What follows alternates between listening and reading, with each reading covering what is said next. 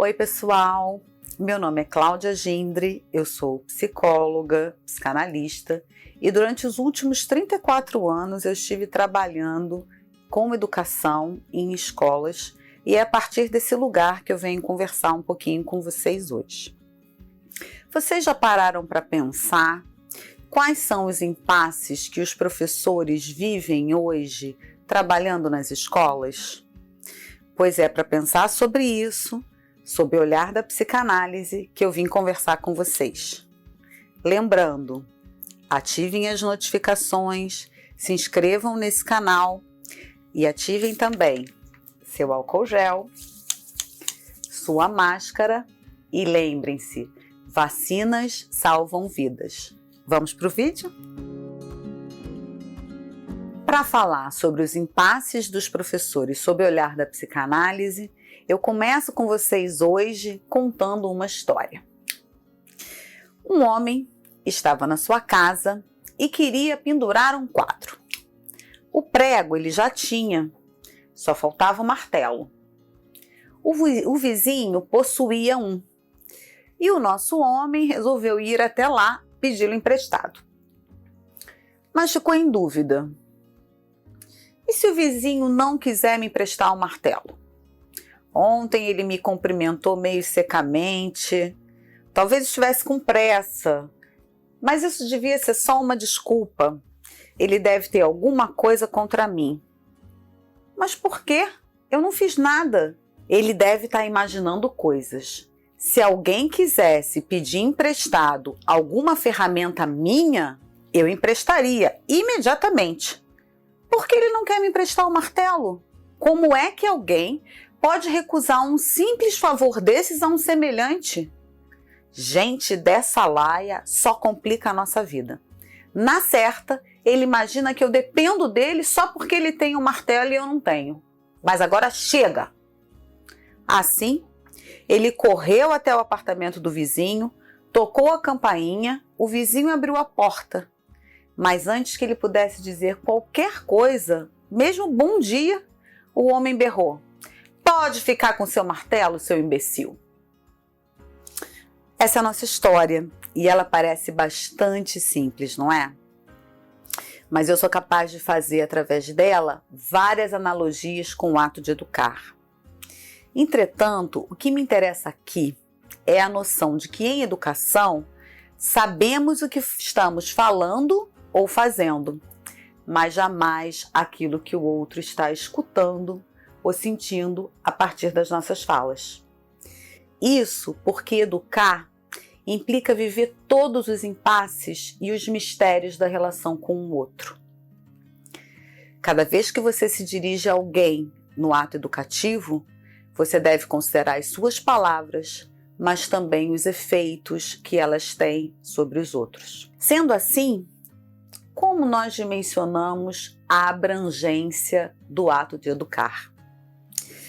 Eu vou, em primeiro lugar, recorrer aqui ao meu querido José Alteral, psicanalista, que já não está entre nós e que tem um livro belíssimo chamado Adolescer. Nesse livro, ele nos diz que o ambiente da sala de aula seria um campo onde acontece um interjogo de forças inconscientes que se cruzam, se opõem, entram em conflito ou se reforçam. E vejam, quando cito aqui forças inconscientes, me apoio mais uma vez no referencial da psicanálise, que é o que vem nos informar nesse vídeo, e lembro a vocês que o inconsciente é uma instância psíquica a qual nós não temos, a um primeiro olhar, nenhum tipo de acesso. Portanto, essas forças que atuam na relação educativa escapam inteiramente do nosso controle. Pois bem, na atualidade, cada vez que um professor se dirige a uma sala de aula, reitera a pergunta acerca de como fazer para que as crianças não se dispersem, não atrapalhem os colegas e, mais ainda, prestem atenção às aulas, se interessem pelas atividades propostas, tenham motivação pessoal.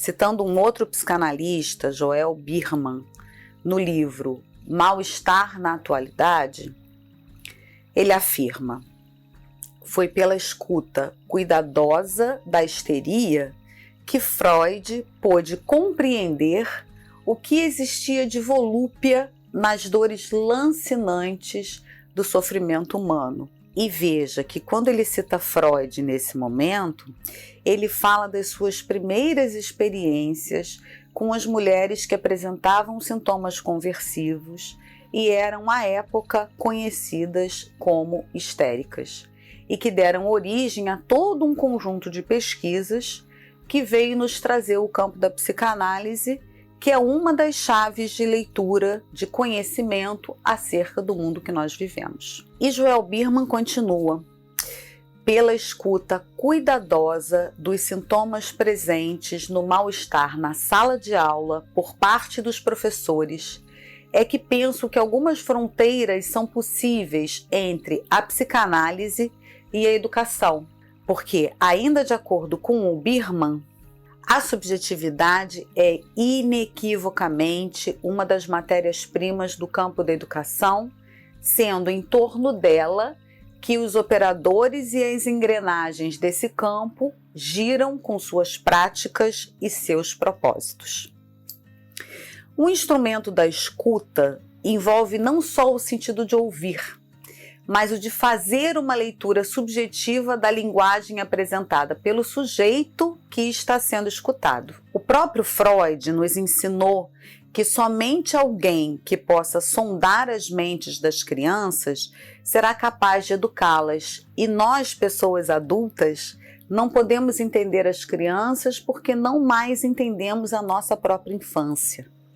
Nossa amnésia infantil prova que nos tornamos estranhos à nossa infância. Assim, cabe ao professor, em primeiro lugar, olhar para a sua própria infância, voltar às suas memórias e, além disso, aceitar a condição de suportar o fracasso constitutivo do ato de educar.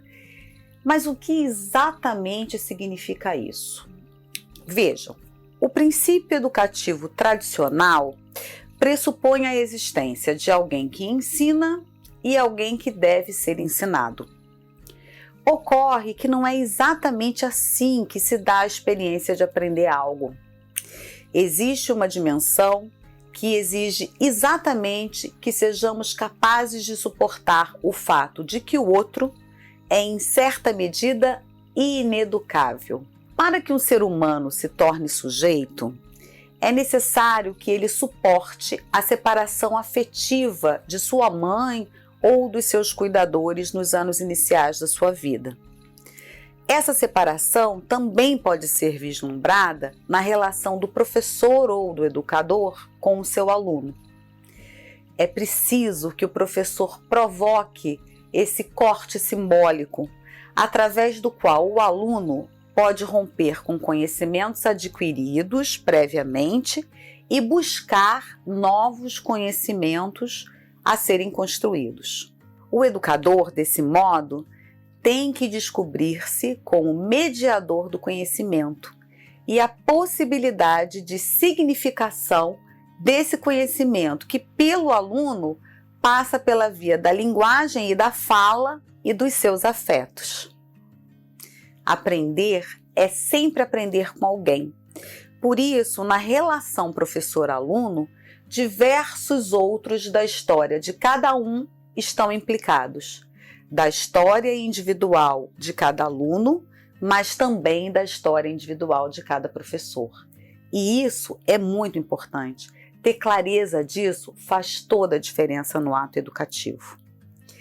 Se é que a psicanálise pode contribuir com o campo da educação, será apontando para a necessidade de uma postura reflexiva sobre a tarefa educativa, que supõe uma ressignificação a ser feita pelo professor de sua atuação junto aos seus alunos.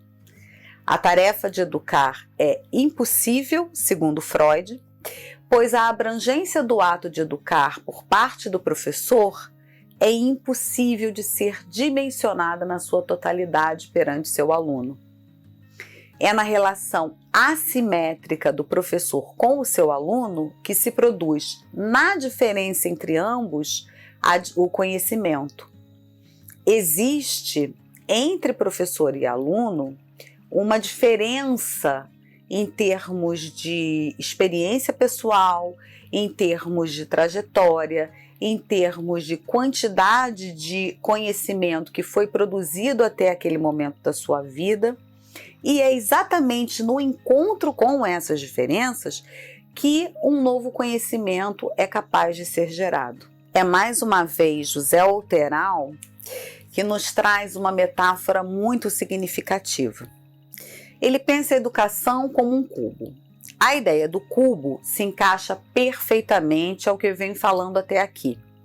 Vejam, um cubo possui 6 faces. Se olharmos esse cubo parado, só enxergaremos 3, não enxergando, portanto, a totalidade desse objeto. Quando nos movimentamos para observar os outros lados, temos outra visão. Ou seja, é importante buscar todos os lados, todos os pontos das histórias, para que nenhum seja deixado de lado. Se permita olhar as outras dimensões. Dialogue com seus alunos em busca da melhor solução para todos, em todos os momentos. Daí surge então a seguinte pergunta: estará a escola desatualizada, velha e bolorenta? Existe um fosso geracional entre os adultos e as crianças e os adolescentes?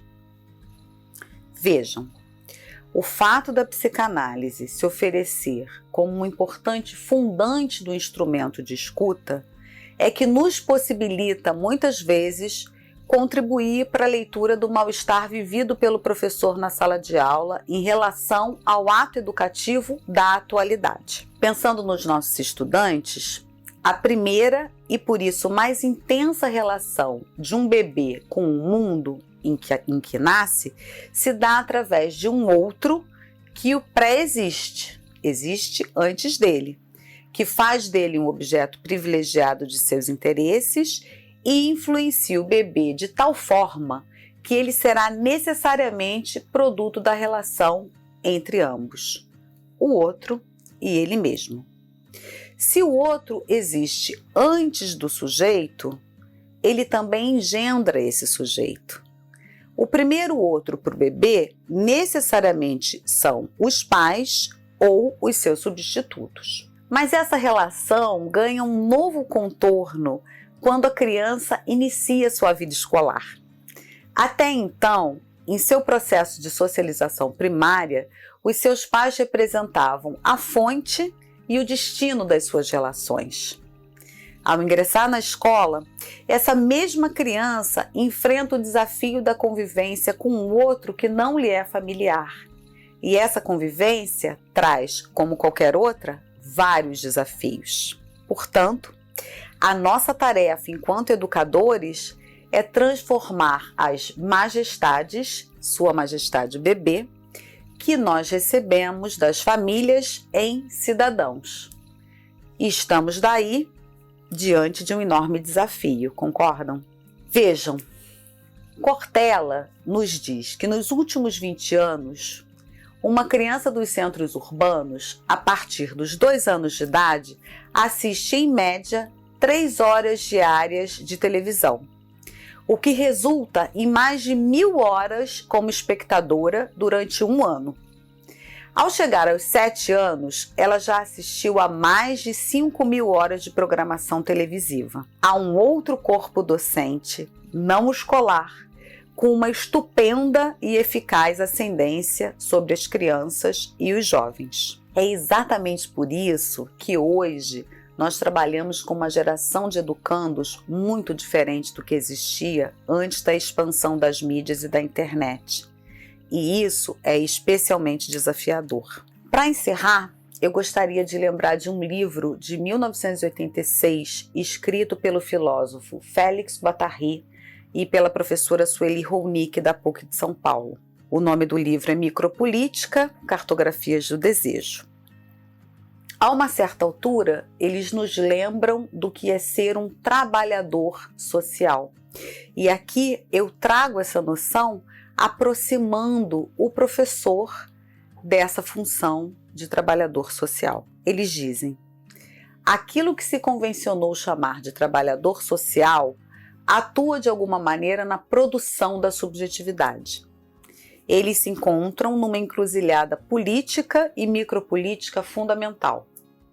Ou vão fazer o jogo dessa reprodução de modelos que não nos permitem criar saídas para os processos de singularização, ou, ao contrário, vão estar trabalhando para o funcionamento desses processos na medida de suas possibilidades e dos agenciamentos para que consigam pôr para funcionar um novo mundo. Por isso, pessoal, mesmo conhecendo os desafios que o trabalho nas escolas oferece, acho fundamental lembrarmos essa dimensão da nossa labuta.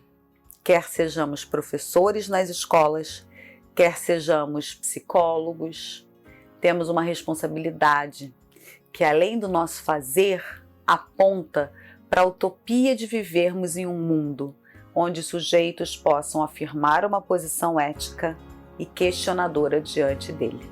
Para mais sobre essa discussão, assista outros vídeos do nosso canal. Até breve e tchau para vocês.